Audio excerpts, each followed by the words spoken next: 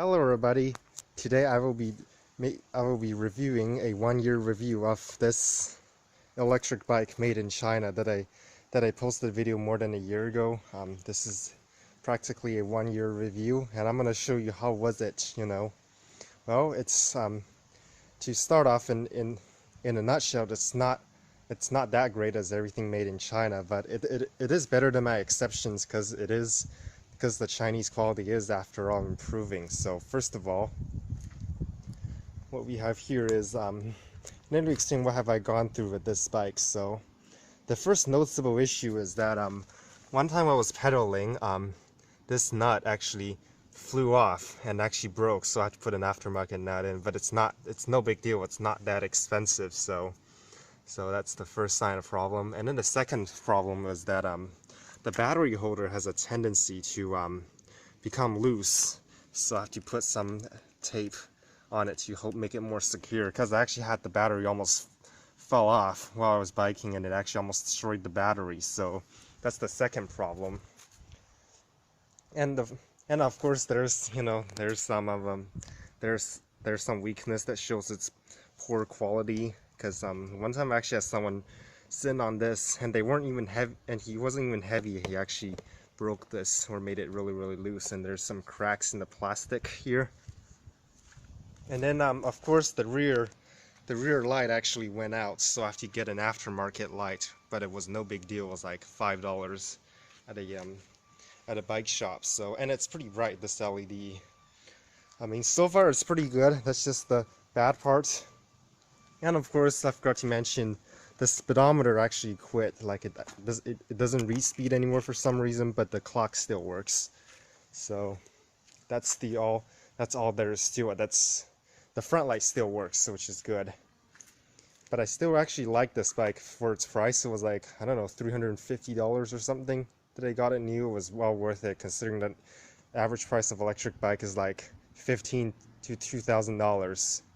So this is well worth it, I think.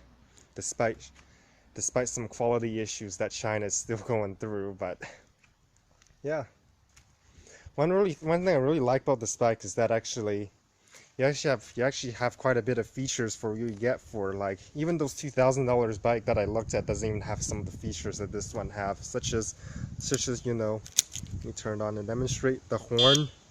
There's the built-in headlight, and of course the speed adjuster. I always have it on eco, but you can put it to normal and turbo, which I prefer to go a bit slower than to have the battery drain out real quick, because the battery life is not as good as you might expect. But again, it's a cheap product. I get about 25 miles of range. No, more like 20 miles of range per charge. So, and if I put it to turbo, it's more like 10. So what does eco do is that actually limits the speed down to 18 miles an hour, and if you put it to turbo, it goes up to like 23 miles an hour top speed. And if you put it to normal, it's 23 as well, but it just accelerates slower. So I prefer to go a bit slower, like I said earlier. There's the throttle body. It is rear wheel drive, it's a hub motor. It is a 300 watt hub motor. The motor has been really good. Also, another feature I can mention is that there's actually a key fob like a car, so you can actually set an alarm to it that not even the $2,000 bikes has. So if you don't have to always bring your lock, because once I set the alarm, once you move it just ever so slightly, the alarm goes off, and I have to shut it off. So so you can actually the alarm is really good. It's really loud. It goes up to about 100 decibels, and there's actually a power indicator right here, but right now it's off. So far it's so good. Like, there's tons of features you'll expect from an electric bike for like a bargain price. Despite some quality issues, I can live with that. If I'm saving that much money getting this over a conventional e-bike that costs a ton more. So, and there's also a front basket, which is nice. So, and other than actually the biggest issue I forgot to mention is the chain. I'm actually on my 3rd chain right now. I take the chain, I take really good of the chain, I lube it regularly, I clean it regularly, but I mean, it is an electric bike, so there is more strain on the chain, but I'm actually on my 3rd chain right now, so the first one broke off and I have to get a second one, and then the second one broke off like 2 weeks ago, so I got this, the third chain. Yeah, I actually went aftermarket because the two I bought were OEM and they weren't that good, I figured, so I go aftermarket. And work on this bike was a pain in the butt, let me tell you. I have to take the wheel off just to get to the chain, and it's kind of heavy and it's really complicated. It takes me like hours just to do something that normally takes like 15 minutes on a regular bike, so that's another downside. Okay, the best part about this bike is actually, despite the loose battery buckles, I had actually not seen a degrade in range, so the range stayed the same ever since it was new, so that's the best part about it. So okay, so here's actually the charger and of course the lock, just in case if the alarm malfunctions. I have a lock here. The charger actually still works, but overall I'm pleased with this product. And now let's go ahead and get it out on the road and see how it rides. So okay, so I have found a really nice location. It's nice and flat and straight to do a ride test on video. So it is still on its original brakes and its original tires, so which it does have drum brakes both in the front and back, but they held up really well. So let's go ahead and take a ride. I'm gonna pedal and then use the throttle and of course pedal assist. So let's see how it performs. Okay, I'm actually now pedaling with the throttle, no, with the electric motor off. It pedals really smooth.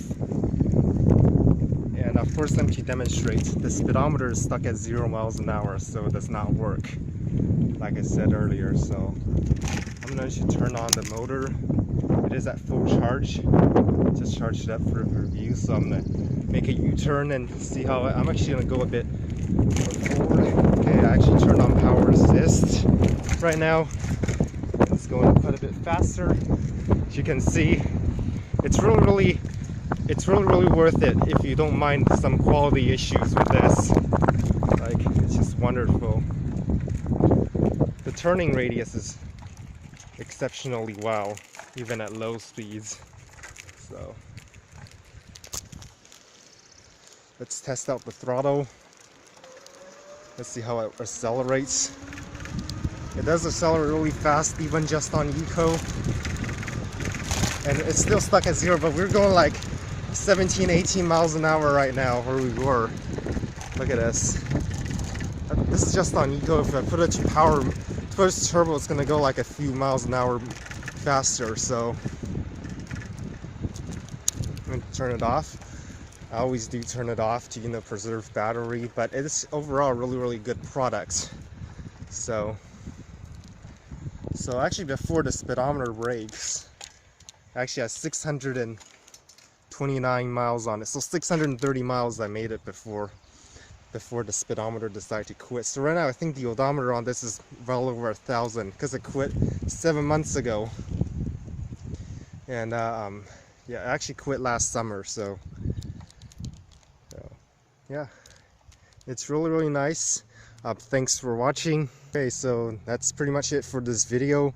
Hope you guys enjoy it, and thanks for watching. Don't forget to subscribe and ring that bell.